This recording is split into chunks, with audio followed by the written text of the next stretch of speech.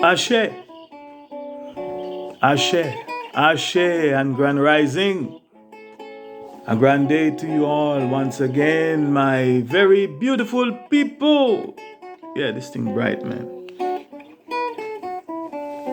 Yes, my very beautiful people, and especially you, my awakened and enlightened people the world over. Yes, yes, yes, yes. You don't know that it is yours truly. I, the mystic philosopher.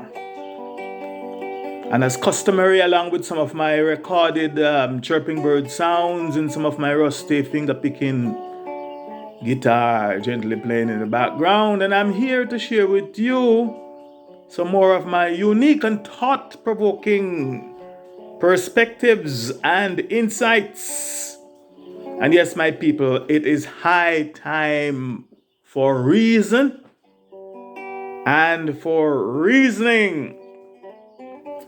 In fact, if I might add, it is high time for thinking and for reasoning. Now, the topic that I'll speak on this Grand Rising is, I title it Response or Commentary on Andre Stevenson's video.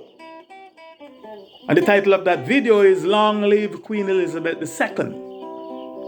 So that's what I will be talking about on this Grand Rising and share my perspective on. So early this Grand Rising, which is Friday 9th September 22 to be precise, I tuned into a pre-recorded or an overnight recorded Andre Stevens show on his very trending, popular and well-watched YouTube channel called I Am Andre Stevens.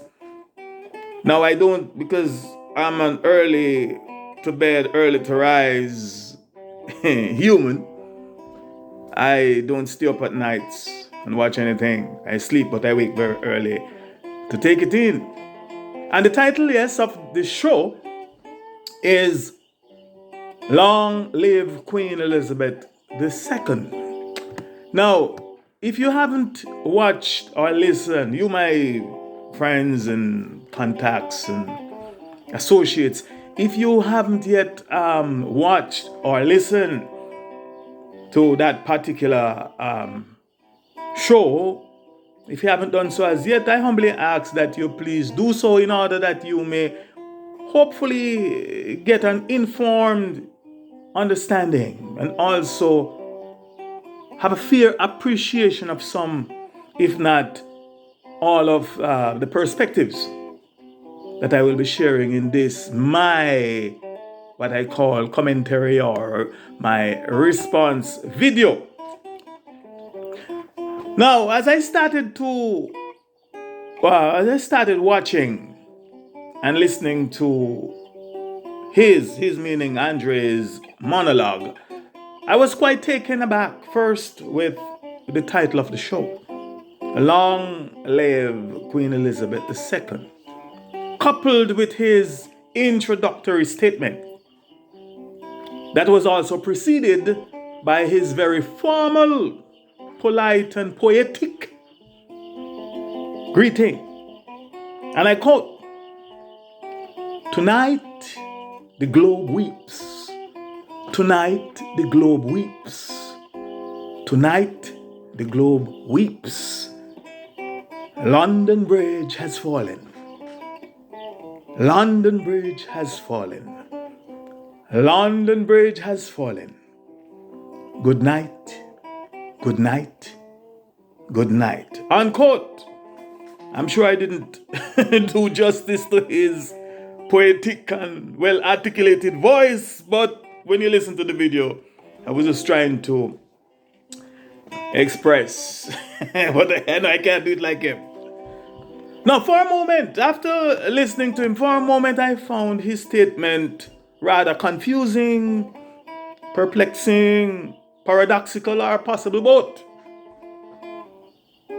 And as I began to analyze and give deeper thought to his statements, I began to also ask myself these questions. One, Is it really true? Or even more correctly, is it a matter of fact? Facts mean the proven truth that the globe, aka the world, really weeps and is weeping because London Bridge has fallen? Is it true? Now please think before you answer yourself. And while at it, please to thine own self be true.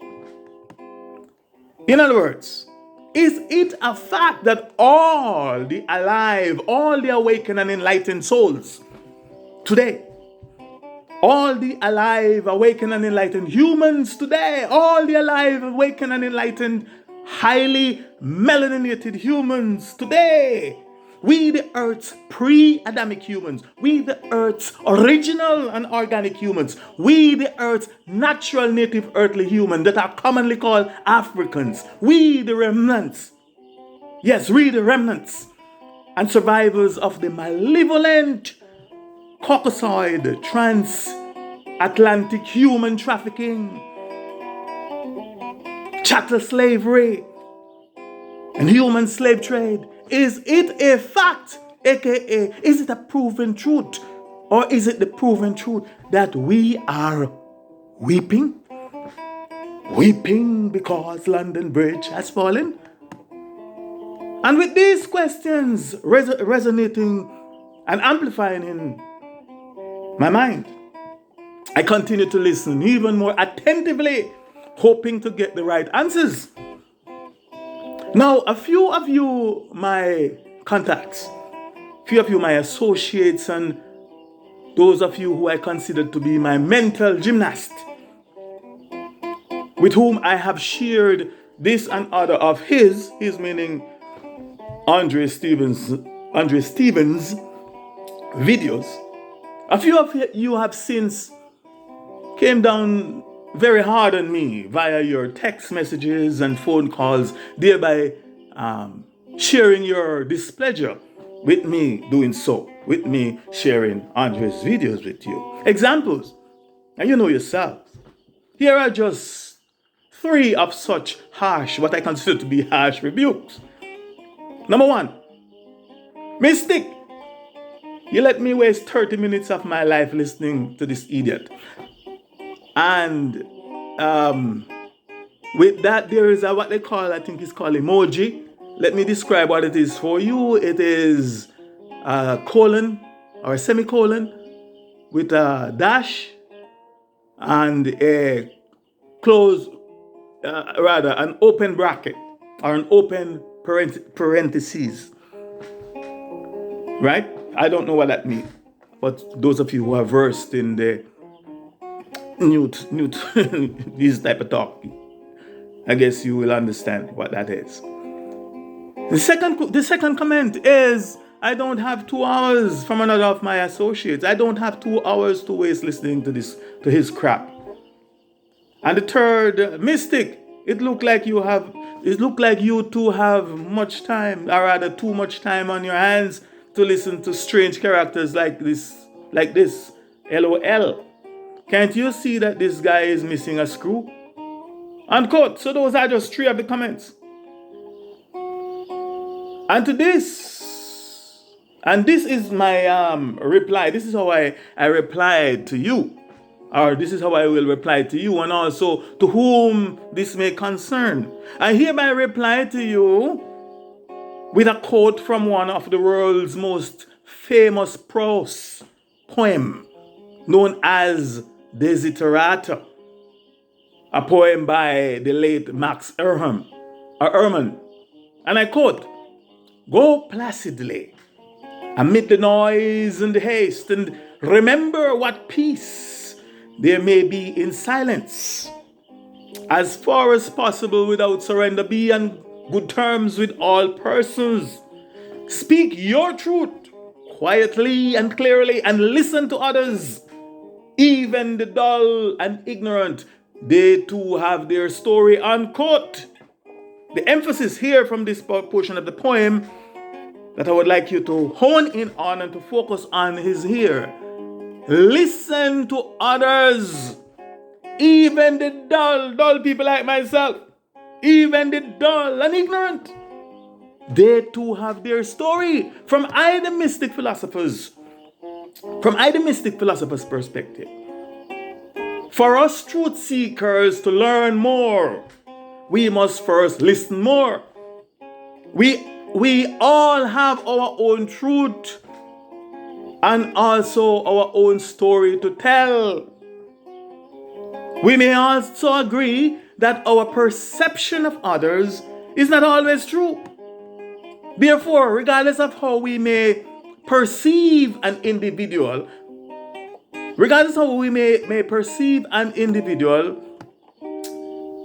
based on our first impression of them, if we are wise enough to be patient enough and listen more before we rush to judgment, we may learn something from them.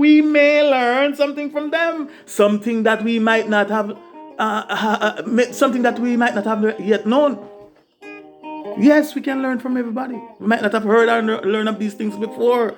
So let us be patient before we just rush to judgment and write off people.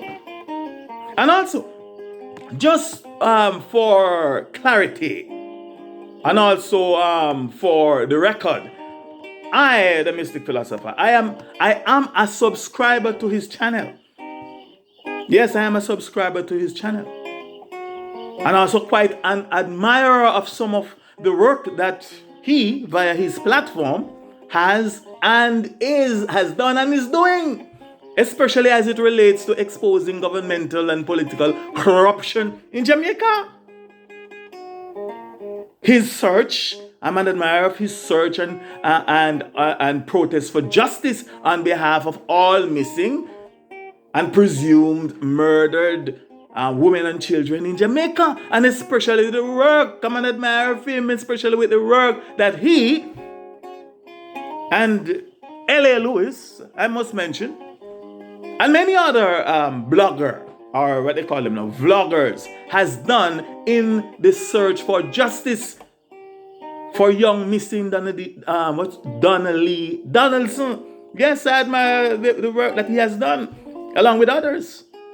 I am an admirer of him being a voice for the voiceless majority in Jamaica. I'm also an admirer of his wit, his intelligence, his competence in articulating and utilizing to his benefit Her Majesty's language, yes, aka the English language. I'm also an admirer of his ability to quickly source relevant information. And I'm also one of his most genuine well-wishers, especially when he is not functioning from the paradigm of self, but when he's functioning from the paradigm of humility and in his most humble way. However, I am not one of his students. For clarity, I am not one of his students. Be it a passive student or an aggressive student, I am not one of his students. I am not a member of his class either. And please note, as I have indicated above, not that I can't learn anything from him or that I haven't learned anything from him. Not at all. But I continued to listen attentively as the mystic philosopher. I continue to listen to him attentively. As who? The mystic philosopher. As a free and analytical thinker. And as an awakened and enlightened truth seeker. I listen to the dull and the ignorant. And the wise. I listen to everyone when necessary. One of my favorite philosophical quotes is that of the late Czechoslovakian statesman, author, poet, playwright, and former dissident, the man who served as the last president of Czechoslovakia. His name is Václav Havel. And I quote, "Keep the company of those who seek the truth, Run away from those who have found it. Unquote. Yes, my people, that's one of my basic philosophy. And I implore you, all my listeners, to practice this basic philosophy. Keep the company of those, or seek the company of those who seek the truth, but run away when people come and tell you they find the truth and nothing but the truth. The whole truth and nothing but the truth. Beware, be careful. Yes, if you practice this philosophy, it could be rewarding, very rewarding. And as I continue to listen to Mr. Stevens, it became abundantly clear that one of his weaknesses is that he has absolutely no tolerance whatsoever for any form of dissent or for dissenting views, especially among his class, especially among his students, his faithful believers and loyal followers. And nor does he handle criticisms well. If you or if they, his class members, his students, are not in agreement with him, 100% of the time, he will flip out at them. And though most of them, if not all of them, are unaware, he will, and he has verbally chastised them, if not publicly shamed or insult them. Truth be told, I would be remiss if I did not point out the fact that some of his students' behavior and ability to follow instructions are challenging and very immature, to say the least. However, as an elder and as the mystic philosopher, I will hereby attribute those that I perceive to be his immature traits to his youthfulness and to his inexperience. And as I continued to listen, it became abundantly clear that not only was Mr. Stevenson, or rather Mr. Stevens, a proud subject and a proud commoner, and not only was he proud to be called a subject and a commoner to the crown or to Her Majesty, but he was being proud and very ecstatic in repeating what I thought had become his new mantra. Not roll it away anymore, but this was his new mantra, while loading Her Majesty's praise or praises of his perceived service of her first to their God, because they are both the same Christian God, aka the Christian God, and to her being a benefit and possibly the most valuable asset to the entire world at large. And I quote, "We weep as a commonwealth. We weep as a world. A global political icon, a political icon who has been around for 70, I forget the rest of the part, I didn't catch that, and who have reigned for over 7 decades, 96 years. An icon in her own right. An icon in her own right. Long live the Queen. Long live Queen Elizabeth II." Now, while I would like to have, you bear in mind that this is not my language, please. This is not my language. Those of you who have listened to me over the years know I always bring that to the forefront. This is not my language, so please bear that in mind.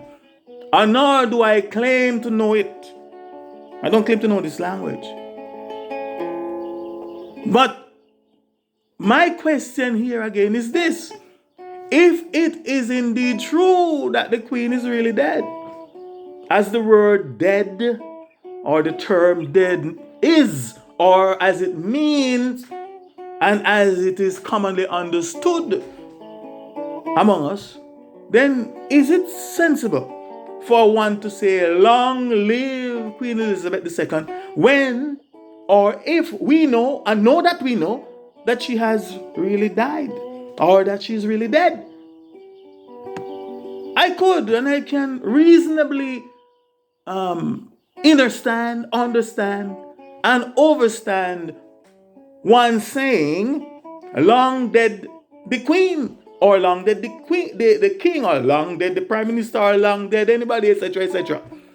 And to affirm this point, I will borrow a quote from a well-known author, a well-known teacher, a sage, and a renowned philosopher, And I quote, "Be grateful for every year you live. No matter how long you live, remember that you will be dead much longer." Unquote. To I, the mystic philosopher, and the evidence will show and prove that this statement and observation are factual. For anyone to believe, say, or think otherwise is definitely not at all wise.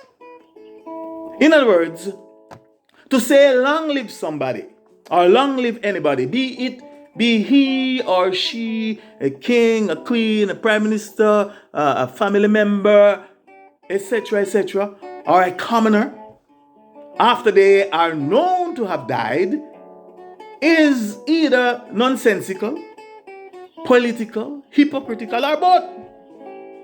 And according to Mr. Andrew Stevens, according to his own words, among his many qualifications, he is a marketing genius. He said it. He's a marketing genius and equally a political strategist.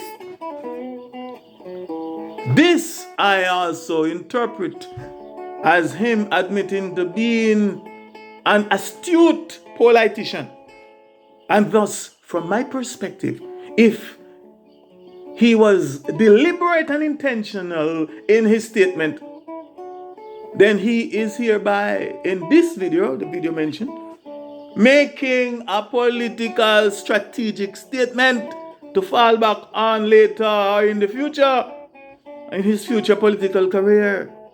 According to Mr. Stevens, he was the first to point out, or rather to post on his channel, "Rest in peace." And many, if not all of his students later shared the same sentiments and condolences that she, meaning Her Majesty the Queen Elizabeth II, should rest in peace. Now, I must admit that I, the mystic philosopher, has some serious concerns with that whole idea and statement of RIP or rest in peace. And thus my question to them and to others to whom it may concern, to Mr. Stevens and to others to whom it may concern, is this. To Mr. Stevens and his class, his students, and all others to whom it may concern, is this. Is it true? Is it reasonable, fair, just, and logical that all souls, regardless of the lives that they may have lived, regardless of the things that they may have done, or the evil that they may have done, or that the evils that and the things that they may have represented while they were alive, is it true and fair and just, and does it really make rational sense that by us simply saying, wishing or pronouncing upon them the benediction, the phrase "rest in peace," means that all their deeds, be they good or be they evil, are then forgiven and forgotten, and their souls just find eternal rest and eternal peace in the other worlds, or in the other realities, or in the other reality beyond? Please think before you answer. And are you sure? Is it fair and just for people, for souls that we know and know that we know that they have committed some of the most heinous crimes, the very heinous crimes, atrocities, genocides, murders, innocent women and children, etc., you know? Is it fair and just for their souls to just go and rest in peace when their soul exit their physical bodies, commonly known as when they die? And are we really and truly honest when we say or wish that they rest in peace? Is it fair and just for all my known and unknown oppressors, persecutors, and the vile known and unknown oppressors, colonizers, murderers, enslavers, slave masters, exploiters, rapers, you name it, or you name them. Time will not permit me to get into all of these evils. The slaughterers of my most honorable African ancestors. Is it fair and true just for them to find rest and rest in peace while they meaning my ancestors, my most honorable ancestors, still linger, still roam the seas, and wander among us, still waiting for retributive justice? Is that fair?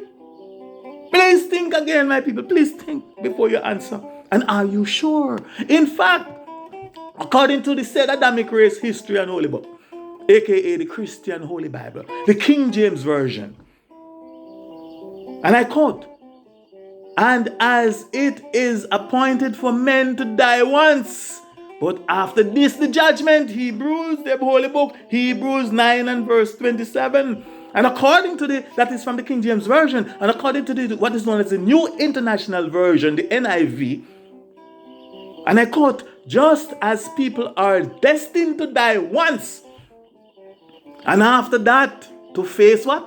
Judgment," unquote. So if this is correct, it makes sense to me. So, but let's ask again. The operative word here is if. If this is correct, or if at all it makes any sense to an honest human mind, honest, key word there is honest human mind, not those that are intellectually dishonest, but an honest human mind, one way or the other, we will all be judged. And as the saying goes, no sin, no misdeeds goes what? Unpunished. Some call it in some other culture, what they call it? Karma. Now, we know that the system here had belonged to Her Majesty.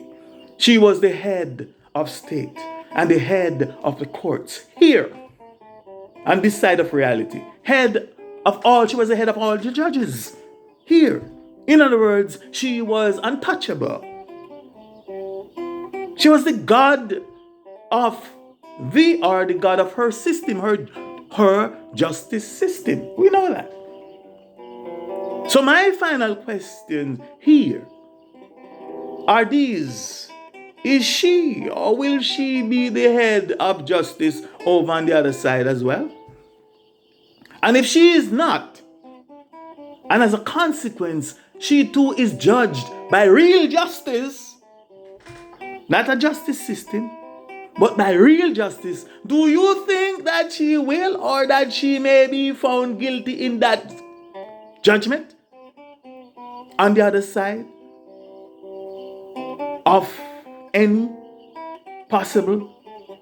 of all her possible sins that she represents or are known to have represented while being head of the system here?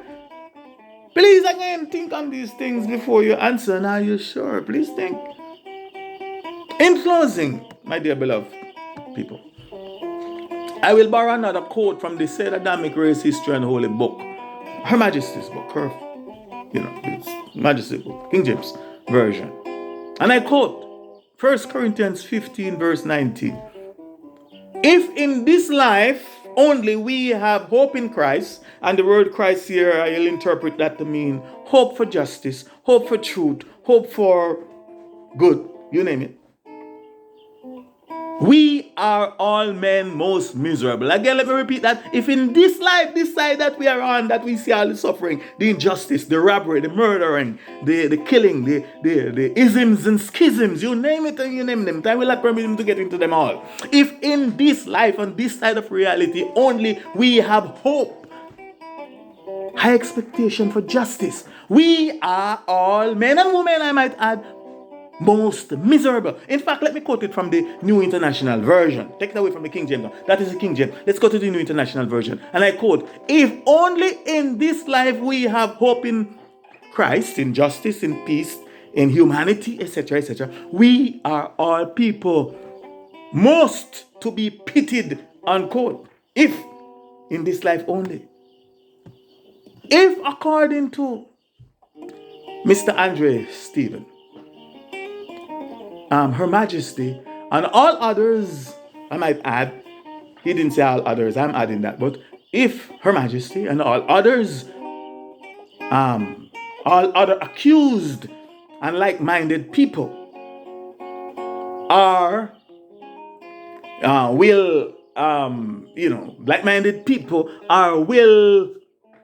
if they are to escape retributive justice for all their sins that they have committed here, if they are to escape from all their sins that they have committed here, then my people, and to whom else this may concern, I must conclude that we are all men and women, souls most miserable. Yes, we are to be pitied. If they gonna get away with all the wickedness them do, and we have no other hope for justice, but to possibly go over, they go slave for them again. Then boy, I tell you this thing, we are all men and women most miserable, and we are to be pitied. Just that I don't share.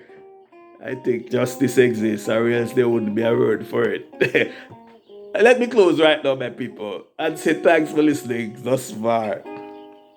And please, be more, and more, and much, much more. Not be less. I don't be less you. I say be more, especially if you are deserving of it. For I am the mystic philosopher. Ashe, Ashe, Ashe, I say.